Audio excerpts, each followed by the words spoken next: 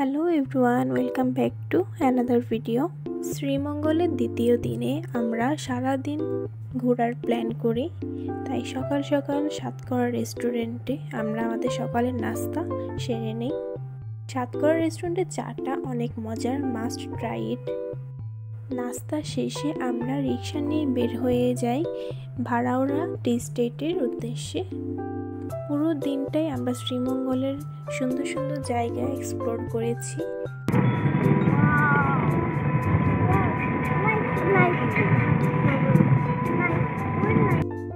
এই স্কুলটিতেই ভাইয়া আর আপু পড়াশোনা করত। শ্রীমঙ্গলের এই স্কুলটিতে ভাইয়া আর আপু তাদের স্কুল জীবন শেষ করে।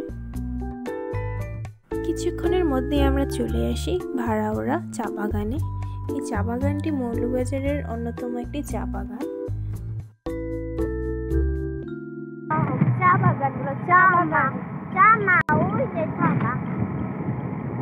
কোথায় যাচ্ছ? আল্লাহ মার্কেট। নো, চা বাগান। চা বাগান।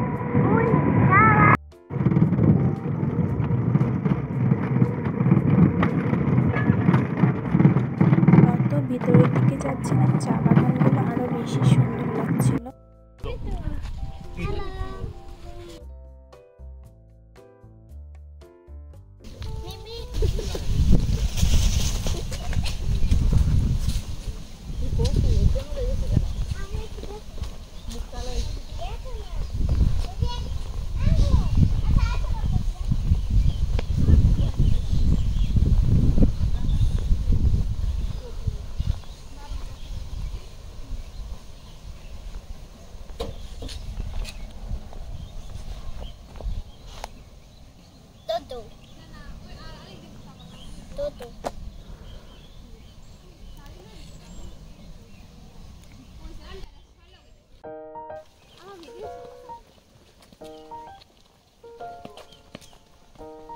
আমাকে দৌড় দিতে বলে বর্ণ নিজেই সামনের দিকে দৌড়ে যাচ্ছে।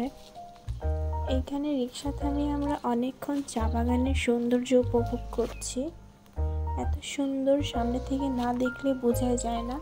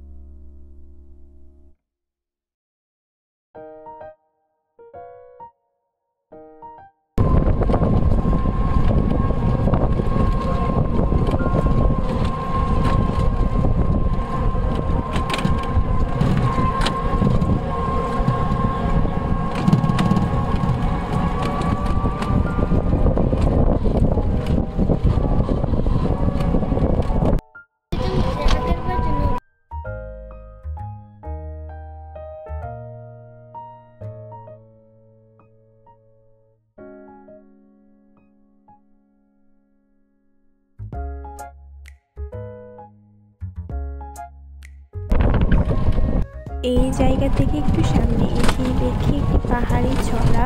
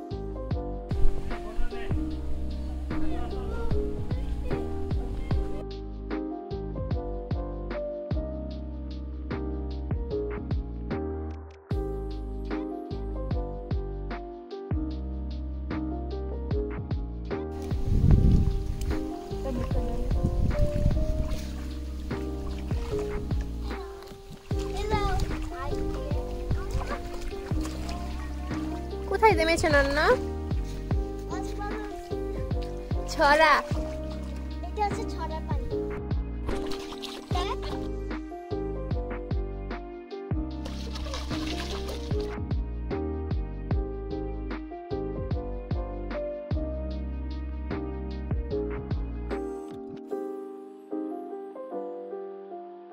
ছড়ার পাশেই লজ্জাপতি গাছ পেয়ে আমি বর্ষাকে দেখাচ্ছি।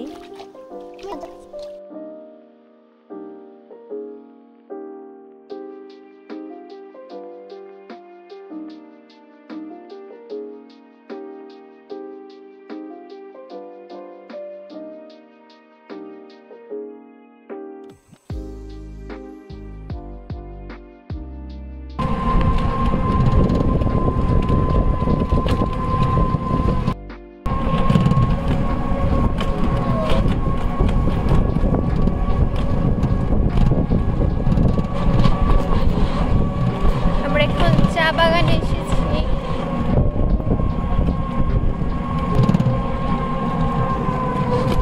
এটা হলো শ্রীমঙ্গলের একটি অন্যতম বিখ্যাত রেস্টুরেন্ট পানসি।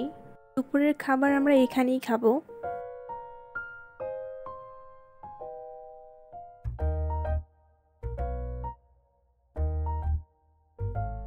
দুপুরের খাবার খেয়ে আমরা চলে যাই শ্রীমঙ্গলের আরেকটি সুন্দর জায়গা দেখতে। এটি ছিল Harinchhara golf club and tea estate. চা বাগানটা পার হওয়ার পরেই আমরা দেখতে পাই সুন্দর একটি মাঠ গলফ ক্লাবের, and that was so I-soothing and aesthetic.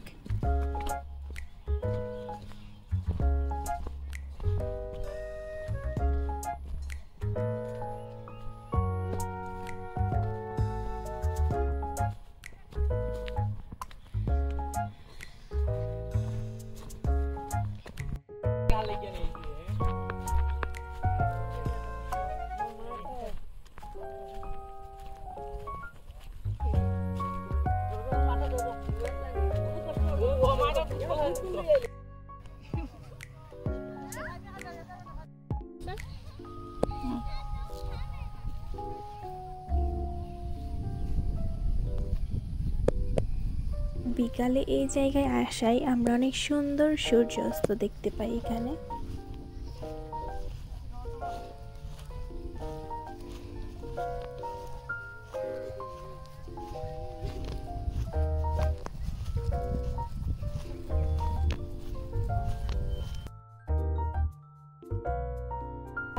অনেক সুন্দর আসতেছে।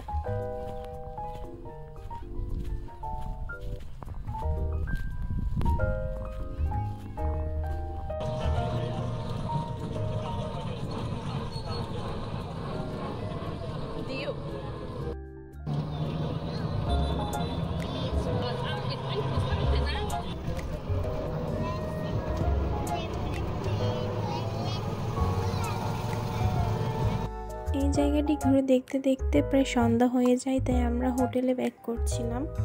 আপনি যদি প্রকৃতি প্রেমী হয়ে থাকেন তাহলে এই জায়গাগুলো আপনার অবশ্যই ভালো লাগবে।